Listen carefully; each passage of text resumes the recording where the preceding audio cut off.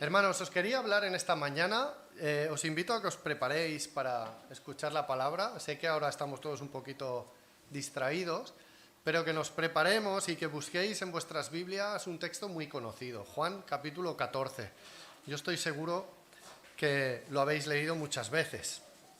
Juan capítulo 14.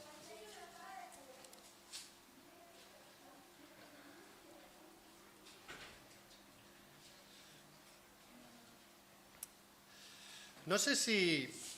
Me imagino que la mayoría de vosotros habéis leído el Evangelio de Juan, ¿no? ¿Quién lo ha leído alguna vez? La mayoría lo hemos leído, ¿no? Cuando uno lee el Evangelio de Juan, si además lo haces justo después de leer los otros tres Evangelios, o alguno de los otros tres, no sé si os pasa, pero uno dice, hay que ver Juan, qué raro era, qué diferente de los demás, ¿verdad? Qué distinto. Qué manera tan extraña de explicar lo mismo que los otros, ¿no? Pero Juan mismo nos dice en un versículo muy conocido y que yo creo que ya hemos citado aquí en diversas ocasiones, ¿por qué hace esto? Fijaros lo que nos dice, no en el texto de hoy, sino en el capítulo 20, versículo 31, dice: estas cosas se han escrito para que creáis que Jesús es el Cristo, el Hijo de Dios, y para que creyendo tengáis vida en su nombre. Así es que cuando Juan ordena de esta manera tan extraña su texto, o cuando Juan nos relata historias que nos sorprenden, es porque lo quiere hacer con este propósito. Está dando a conocer a la persona de Jesús y nos dice que Él es el Cristo, el Hijo de Dios. Quiere que cuando leamos su Evangelio o cuando lo escuchemos, aprendamos esto, que Jesús es el Hijo de Dios. Y es más, nos dice algo más. Nos dice que al creer esto, vamos a tener vida eterna. Nos dice, para que creyendo tengáis vida en su nombre. Eso es lo que quiere Juan a lo largo de su escrito. Así es que es importante cuando uno acude al Evangelio de Juan, tener esto en mente. Entonces, todo el escrito de Juan se estructura de acuerdo a esto. Por eso, cuando Lucas, Mateo empiezan explicándonos sobre los ángeles, el nacimiento de Jesús, todas esas historias que recordamos en Navidad, lo que empieza diciendo Juan es que Jesús ya era desde la eternidad. Nos dice que Él es el Verbo, y esos versículos que a veces cuestan un poco de entender del primer capítulo, ¿no? Es un ejemplo para que veamos las diferencias. Así es que Él ordena todo esto. Fijaros, Juan dedica 11 capítulos de su Evangelio para hablarnos de 3 años de la vida de Jesús. 11 capítulos. Pero luego hace algo muy sorprendente, y es que utiliza 8 capítulos para hablarnos solamente de la última semana de Jesús. Y es más, de esos 8, 7 de la última noche, del tiempo que Jesús pasa enseñando a sus discípulos antes de morir en la cruz. Así es que nos damos cuenta, por la cantidad de escrito que dedica, el tiempo que le da, la importancia de ese último discurso, de ese último tiempo que él pasó con sus discípulos. Después de esto, Juan nos relata su muerte y su resurrección. 2 capítulos a esto. Pero fijaros que más de la mitad del texto, o prácticamente la mitad del texto, es la última semana de Jesús. Si contamos su última semana y su muerte y su resurrección, eso es la mitad del texto. La otra mitad, 3 años de la vida de Jesús. Así es que vemos la importancia que tiene esto.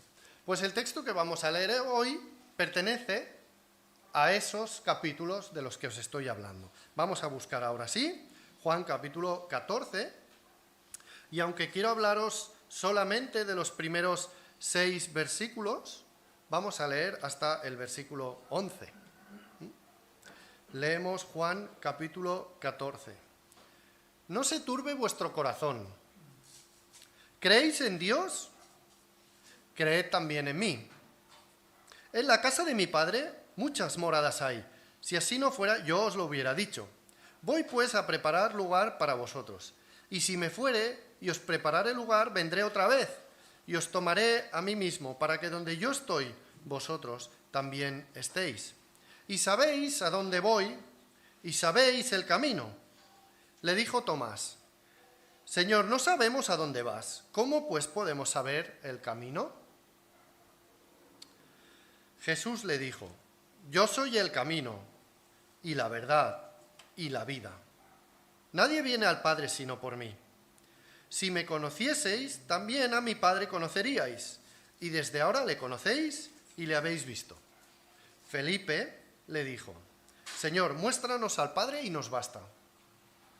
Jesús le dijo: ¿Tanto tiempo hace que estoy con vosotros y no me has conocido, Felipe? El que me ha visto a mí, ha visto al Padre. ¿Cómo pues dices tú, muéstranos al Padre? ¿No crees que yo soy en el Padre y el Padre en mí? Las palabras que yo os hablo, no las hablo por mi propia cuenta, sino que el Padre que mora en mí, Él hace las obras. Creedme que yo soy en el Padre y el Padre en mí. De otra manera, creedme por mis mismas obras. Hasta aquí el texto que queremos hablar en esta mañana. Empieza el texto con una expresión un poco extraña: no se turbe vuestro corazón, buscando, como siempre hacemos, en las palabras, en los originales griegos y lo que nos enseñan los que entienden de griego. Yo no sé griego. Nos dice que esto es como cuando remueves el agua.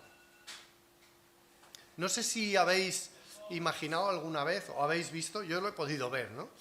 En el Pirineo uno va y ve un lago en lo alto de la montaña y está el agua quieta, tranquila, nada se mueve, no os preocupéis, nada se mueve. Y de golpe alguien tira una piedra o alguien hace algo y el agua se remueve un poco, ¿no? Y se hacen esas pequeñas ondas. Cuando nos está diciendo no se turbe vuestro corazón, viene a decir algo así, para que lo entendamos, ¿no? Es como cuando en el lago tiras esa piedra y la calma que había, de momento, se pierde. Pero lo que sorprende de que Jesús diga estas palabras es que es una palabra que él ha estado repitiendo anteriormente. Si buscáis, pasáis una página atrás en vuestras Biblias, capítulo 12, versículo 27, Jesús está diciendo la misma palabra. Dice: ahora está turbada mi alma. ¿Y qué diré? Padre, sálvame de esta hora. Mas para esto he llegado a esta hora. Es el mismo verbo, turbarse. Es más, capítulo 13, versículo 21. Fijaros que todo forma parte del mismo discurso. Dice 13:21. Habiendo dicho esto, Jesús se conmovió en espíritu. La palabra original es turbó. Se conmovió en espíritu y declaró y dijo: de cierto os digo que uno de vosotros me va a entregar. Fijaros que la palabra se está repitiendo en el discurso de Jesús. Pero hay una diferencia, y es que tanto en el versículo 12 del 27 como en el 13:21, Jesús se está refiriendo a sí mismo. Es Él quien está turbado. Pero ahora nos dice: no se turbe vuestro corazón. En el capítulo 13 vemos cómo Jesús lava los pies de sus discípulos. Vemos cómo les anuncia después de eso que va a morir. Les anuncia que todos ellos le van a abandonar. Todo esto está angustiando a los discípulos. Jesús está haciendo cosas muy raras. ¿Cómo puede ser que el Mesías, el Rey soberano, se ponga de rodillas delante de ellos y les lave los pies? Esa labor que hacían los esclavos más humildes de la casa. ¿Qué está pasando? Encima les dice, todos me vais a abandonar, todos os vais a escapar, vais a huir cuando yo vaya a morir. Todo eso crea inquietud en los discípulos. También ha dicho, uno de vosotros me va a entregar, y Judas se marcha. Y ahora la pregunta es, ¿cómo Jesús, que él mismo está turbado, que él mismo está anunciando todas estas cosas, que él mismo está diciendo que estoy angustiado, todo eso, cómo puede decirnos, no se turbe vuestro corazón? ¿Cómo puede decirnos eso? No tiene mucha lógica, ¿no? No tiene mucho sentido. Pero él mismo lo ha dicho. Él mismo nos lo está diciendo. Cuando está diciendo mi alma está turbada, está diciendo, para esto he llegado a esta hora. Dice, Padre, sálvame de esta hora. No, para esto he llegado a esta hora. Eso es lo que hace que se turbe el alma de Jesús. Y eso, si me permitís la expresión, es lo que permite que no se turbe nuestro corazón. Porque Jesús fue turbado, es que nosotros podemos tener esa paz. Y de ahí la segunda frase del texto de hoy. Capítulo 14, en el primer versículo les dice, ¿creéis en Dios? Creed también en mí. Y este versículo, esta frase es una de esas que cuesta mucho de entender, ¿no? Sabéis que a veces hay verbos que en función del tiempo verbal se dice de la misma manera, ¿no? Cuando yo estudiaba latín, los que estudiábamos latín, te hacían aquello de las conjugaciones, ¿no? Y era el rosa, rosae, rosa, rosa, no sé qué, rosarum, no sé cuántos, pero muchos se repetían. El rosa se repetía mucho. Esto es lo que sucede aquí. Hay verbos que se repiten y no sabemos, al traducir, cómo traducirlos exactamente. Entonces, este texto se puede traducir de diferentes maneras. Mirad, yo he traído 3 propuestas y hay más. Puesto que creéis en Dios, creed también en mí. Esta sería una posible traducción de este texto. Otra posible traducción sería, en forma de pregunta, ¿creéis en Dios? Entonces debéis creer también en mí. Otra sería lo que se llama el presente continuado, que es un verbo que nos habla ahora, pero que habla hacia el futuro también. Y Jesús les estaría diciendo, seguid creyendo en Dios, seguid creyendo también en mí. Claro, ¿cuál es el problema aquí, hermanos? La fe de los discípulos se está resquebrajando, se está rompiendo. ¿Cómo puede ser que el Mesías, el que iba a liberar a Israel, tenga que morir en la cruz? ¿Cómo puede ser eso? Yo he estado perdiendo mi tiempo, debían pensar aquellos discípulos. Está siguiendo a la persona equivocada. Entonces Jesús les dice, no, tenéis que seguir creyendo. Tenemos que seguir creyendo. Porque esto es necesario que suceda así. Tenéis que seguir creyendo en Dios, y si seguís creyendo en Dios, tenéis que seguir creyendo en mí, porque yo soy Dios mismo. Eso es lo que está diciendo los versículos del 7 en adelante. Dice, si me conocieseis, también a mi Padre conoceríais. Y desde ahora le conocéis, le habéis visto. El que me ha visto a mí, ha visto al Padre. ¿No crees que yo soy en el Padre y el Padre en mí? La palabra que yo os hablo, no la hablo por mi propia cuenta, sino que el Padre que mora en mí, Él hace las obras. Creedme que yo soy en el Padre y el Padre en mí. De otra manera, creedme por las mismas obras. Lo que habéis visto que hago, eso os habla de quién soy.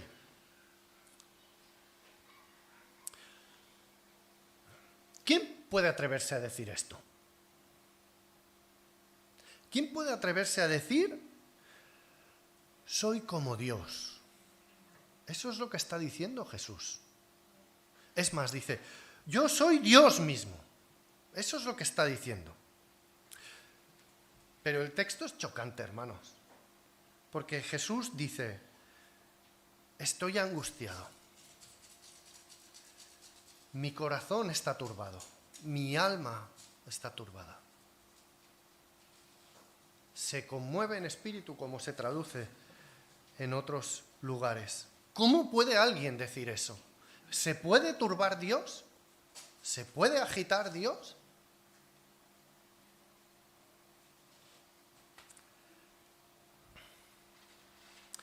La clave está en la misión que vino Jesús a hacer y que ya conocéis, pero que nos conviene recordar. Vino a ofrecernos un camino de salvación. Y para conseguir esto, Dios se hace hombre y se turba, y se angustia, y sufre como nosotros. Yo diría que más que nosotros. Pero del mismo modo que el hombre sufre, Dios sufre. Esa es la verdad. Jesús nos habla, puesto que Él es la vida. Y ni siquiera la muerte puede retenerlo. Por eso dice Jesús esas palabras tan conocidas que veremos al final. Yo soy el camino, la verdad y la vida. Cuando leemos sobre Jesús, corremos un riesgo. Hoy en día nadie que tenga 2 dedos de frente se atreverá a decirte que Jesús no es real. Nadie, porque está históricamente comprobado. Y nadie que con un poco de letras te lo dirá. Nadie puede negar esta realidad, pero corremos un riesgo cuando miramos a Jesús. Y es ver en Jesús a un buen maestro. A alguien importante, alguien que, mira, dio muy buenos ejemplos, explicó muy buenas historias, hizo cosas muy bonitas y nos inspira. Qué bonito, ¿verdad? Corremos el riesgo de ver en Jesús solamente esto. Y eso es lo que les estaba pasando a aquellos 11 discípulos. Estaban perdiendo la fe en Jesús a pesar de todo el tiempo que habían pasado en Él. Por eso Jesús les tiene que decir, no, si sigo siendo el mismo, si yo soy en el Padre, si yo soy el mismo Dios. Me he hecho humano como vosotros, pero soy el mismo Dios. Pero permitidme que os diga una cosa, hermanos. Rápidamente decimos lo que los discípulos hicieron mal, pero ¿cuántas veces perdemos nosotros la confianza en Jesús, en su poder como Salvador, en su poder como Dios mismo, cuando las cosas nos van mal, cuando las dificultades vienen a nuestra vida? Con qué facilidad olvidamos todo eso. Y debemos de recordárnoslo. Cuando estuvimos de vacaciones, en el viaje de regreso de nuestras vacaciones, íbamos en el coche y hoy en día en el coche pues tienes la facilidad de poder, ya no solo la radio, sino que puedes poner para escuchar aquello que quieres. Así es que cuando volvimos de vacaciones dijimos, pues vamos a escuchar por un momento alguna predicación. Y escuchamos una predicación especial para jóvenes, que me sorprendió. Íbamos con nuestros hijos y pensamos, bueno, pues vamos a escuchar algo que a ellos también pueda interesarles. Me llamó mucho la atención una idea que el predicador transmitió. Y él lo decía de una manera muy divertida, decía que él estaba convencido que se viajaría en el tiempo y que estaba esperando el día en que su yo del futuro viniese a decirle algo, ¿no? Lo decía así un poquito para reírnos. Pero plantearos eso. Si vuestro yo del futuro viniese y os dijese algo, ¿qué os diría? ¿Qué os diría? ¿Lo pensáis? Todos hemos pasado por dificultades muy grandes, ¿no?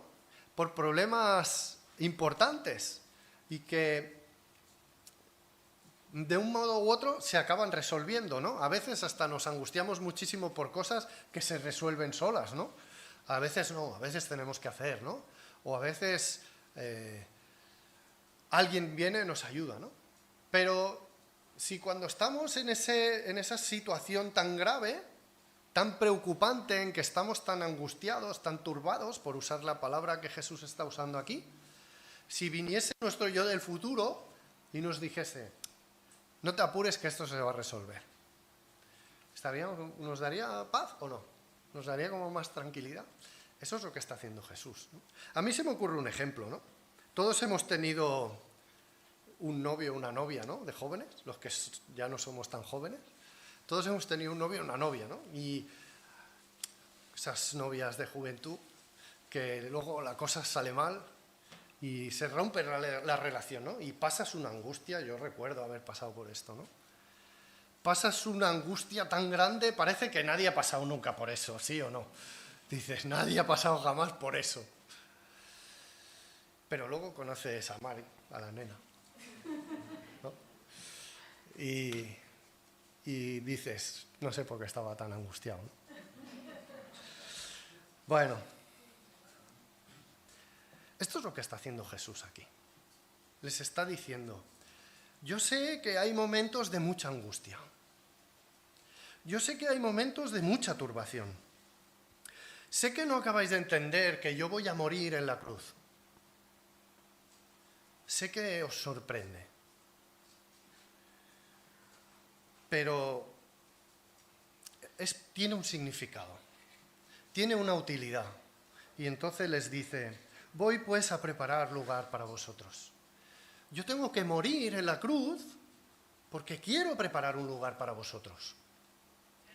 Y si me fuere y os prepararé lugar, vendré otra vez y os tomaré a mí mismo para que donde yo estoy, vosotros también estéis.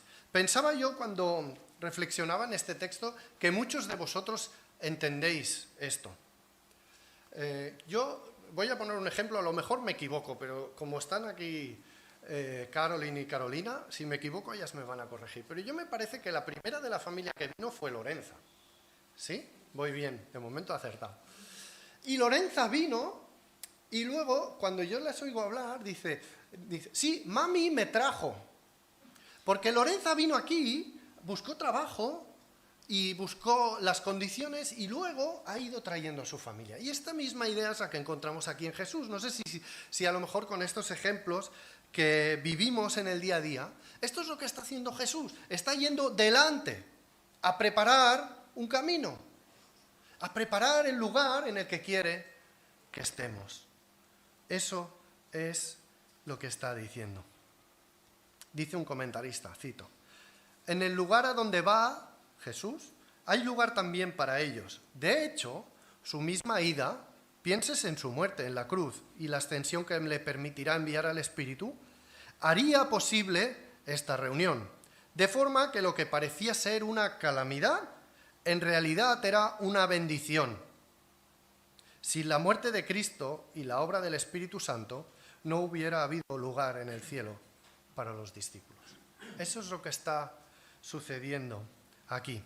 Claramente Jesús, quizás alguno interpretaba el texto de otra manera, pero claramente Jesús nos está hablando de su segunda venida. No está hablando de su resurrección aquí, sino que está hablando de su segunda venida. Dice, vendré otra vez y os tomaré a mí mismo para que donde yo estoy, vosotros también estéis. Cuando Jesús resucitó no hizo esto, claramente, sino que se está refiriendo a la segunda venida. Así pues, el texto de hoy lo podemos aplicar claramente a nuestras vidas.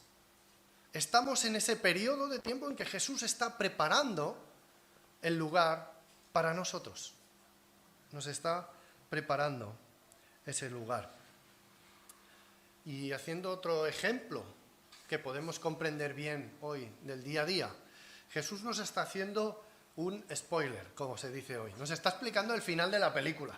Estamos acostumbrados a que las películas terminen bien, ¿verdad? Recuerdo alguna película que yo he visto que termina mal y uno se queda como extrañado, ¿eh? Esta película ha terminado mal, ¿no? Dices, ¿cómo puede ser que termine mal la película? Porque estamos acostumbrados a que las películas terminen bien. Y esto tiene que ver mucho con la Biblia, porque es la historia que termina bien. Nos está hablando Jesús nos está hablando de una historia que va a terminar bien. Probablemente cuando os contaba el ejemplo del que vuestro yo del futuro viene, habéis pensado, pero a veces hay cosas que terminan mal. Y es verdad. A veces hay cosas que terminan mal. Al final todos acabamos muriendo, ¿no? Todos estamos angustiados por un familiar enfermo y a veces mueren. A veces parece que la historia termina mal. Pero lo que Jesús nos está diciendo es que hay algo más allá. Que Él es la vida. Que Él es el que hace que, aunque aparentemente las cosas terminen mal, pueden terminar bien. Así es que Jesús está tomando la delantera en el camino. Está yendo delante, ¿no? Cuando vamos de excursión siempre hay el que anda un poquito más rápido, ¿no? O el que va guiando porque conoce el camino. Y esta es la idea. Jesús va delante porque conoce el camino. Y dice, ¿sabéis a dónde voy? Y sabéis el camino, seguidme. Jesús nos acaba de decir a dónde va, a la casa del Padre, a preparar lugar. Les ha dicho, si yo fuere levantado de la tierra, a todos atraeré a mí mismo. Y decía esto dando a entender de qué muerte iba a morir. Jesús nos está hablando de cuál es el camino. El camino es la cruz.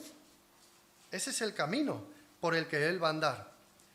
Pedro le ha preguntado en el 13:36, Señor, ¿a dónde vas?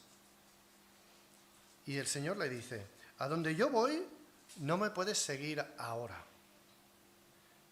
mas me seguirás después.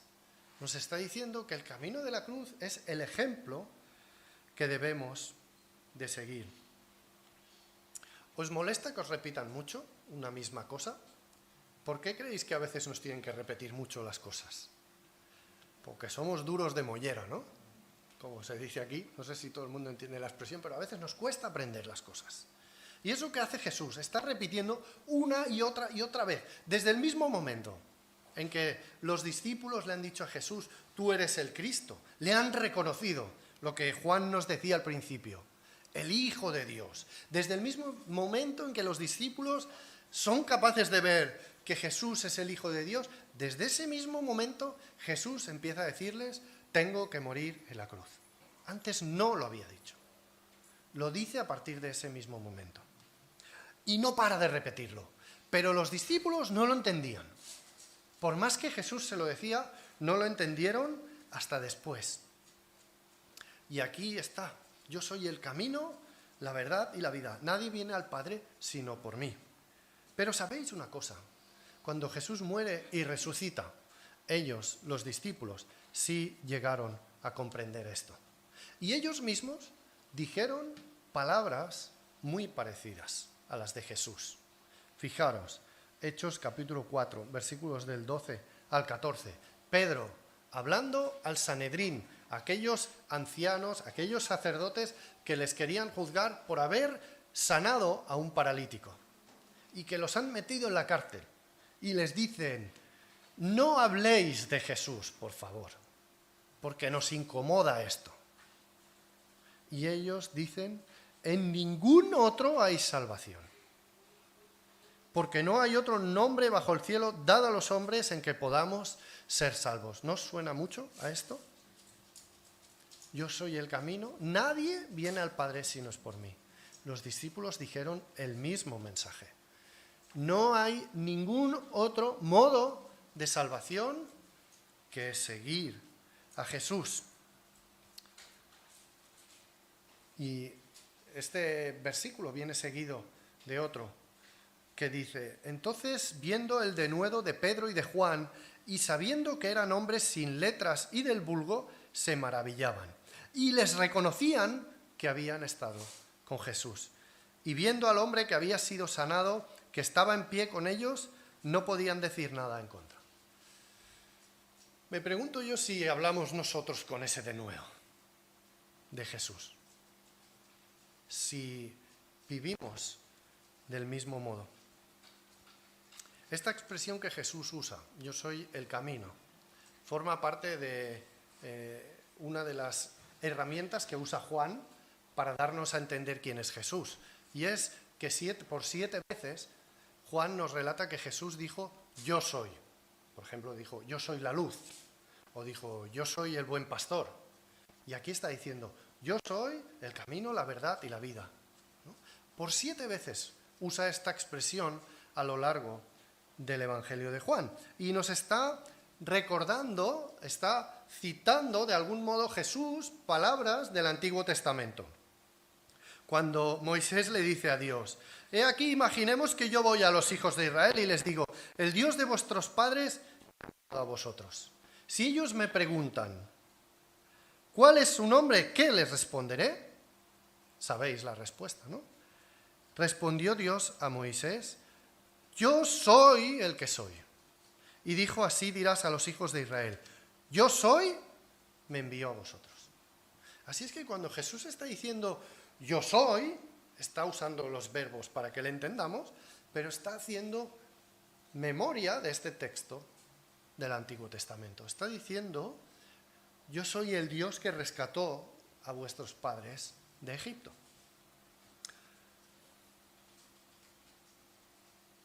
Así es que, de nuevo, encontramos esta idea que Juan nos está queriendo transmitir. Jesús es el Hijo de Dios, es quien tiene la naturaleza de Dios, es quien tiene la esencia de Dios, es Dios mismo. Y vamos terminando, porque va pasando el tiempo.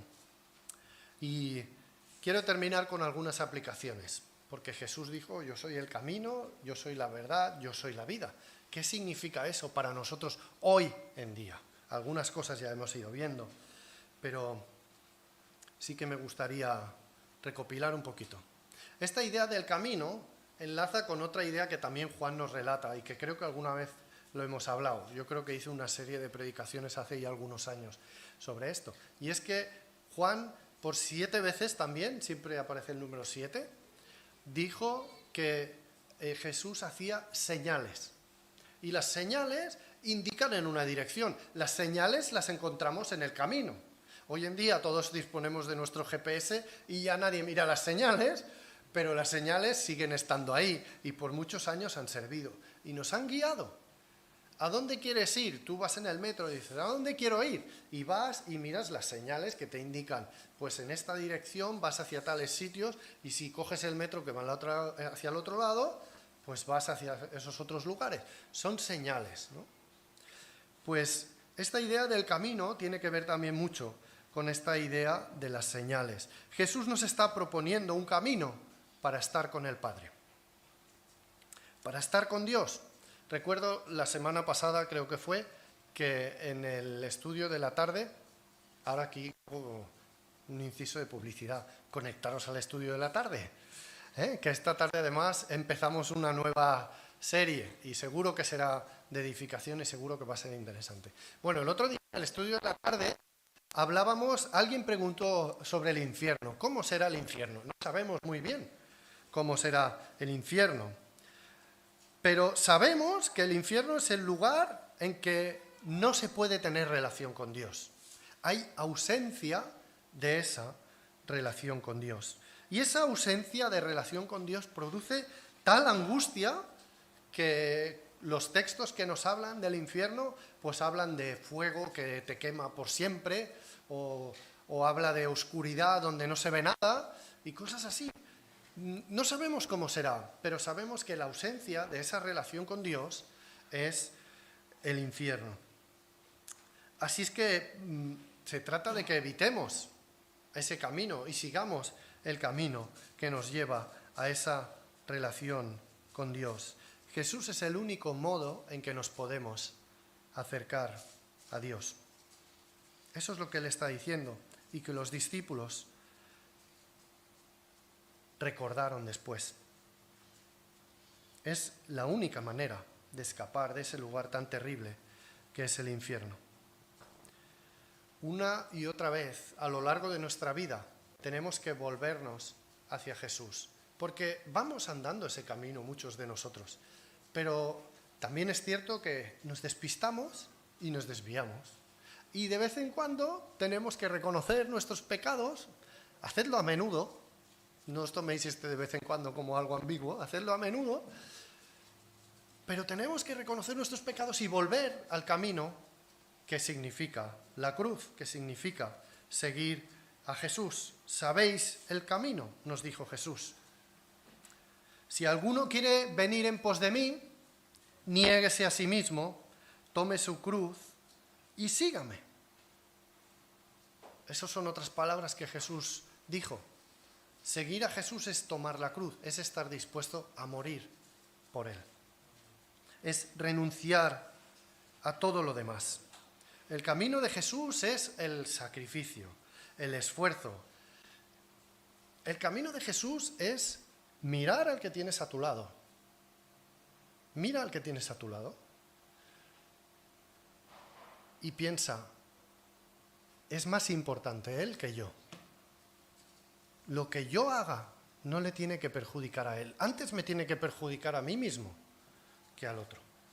Ese es el camino de Jesús. Jesús estuvo dispuesto a morir en la cruz para que nosotros obtuviésemos salvación. Y sabéis una cosa, hay algo de la cruz que a veces olvidamos. Y digo que lo olvidamos quizás no tanto en el conocimiento, pero sí en la vida práctica. Y es que nos ofendemos con mucha facilidad. Somos muy dados a ofendernos. Es que el hermanito ha dicho de mí. Ya nos ha tocado la fibra. Ya nos han ofendido. Pero ¿sabéis? La cruz no solo era muerte, no solo era sufrimiento, no. La cruz era humillación. En la cruz se crucificaba desnudo para avergonzar. Se humillaba al que se crucificaba. Si os fijáis en la crucifixión de Jesús se ve. Van y se ríen de él que está ahí crucificado. Y esto formaba parte de la cruz. Pero nosotros, hermanos, a veces decimos, sí, voy a tomar mi cruz, pero alguien me mira mal y ya me estoy ofendiendo. Y Jesús fue humillado ahí en la cruz. La cruz es humillación. Tenemos que estar dispuestos incluso a eso que nos cuesta tanto. Mirad, hermanos, yo no puedo dejar de decir esta mañana que lo que Jesús nos está diciendo hoy es lo mismo que Pablo dice en su carta a Timoteo y que Marco nos ha estado hablando en las últimas semanas. Pablo dijo, he peleado la buena batalla, he corrido la carrera, he guardado la fe. Y es esto, ha caminado por el mismo camino que andó Jesús. Eso es lo que Pablo y nuestro hermano Marco nos ha estado hablando en semanas anteriores. Me estoy alargando un poco más de la cuenta, perdonadme, pero ya termino. La verdad, Jesús es la verdad. Hoy en día se dice que cada uno tiene su verdad. Y tú dices, hablas de tu fe, hablas de Jesús, y te dicen, eso está muy bien para ti. Esa es tu verdad, tú crees eso, si eso te hace bien a ti. Pero Jesús dijo, no dijo, yo soy una verdad, dijo, yo soy la verdad. Cualquier cosa que nos expliquen, que cualquier moto que nos quieran vender, por usar la expresión que se usa hoy en día, tenemos que compararla con Jesús. Y decir, si Jesús es la verdad, voy a comparar todo con Jesús. Pero ¿sabéis una cosa? Tenemos nuestras mentes, nuestras cabezas llenas de montones de cosas. Y solamente dejamos un rinconcito para Jesús los domingos. Estoy seguro que muchos de vosotros os cuesta estudiar la palabra cada día. Nos cuesta dedicarle tiempo al Señor. Y vamos llenando nuestra mente, nuestro corazón de cosas que el mundo nos cuenta, de las verdades del mundo.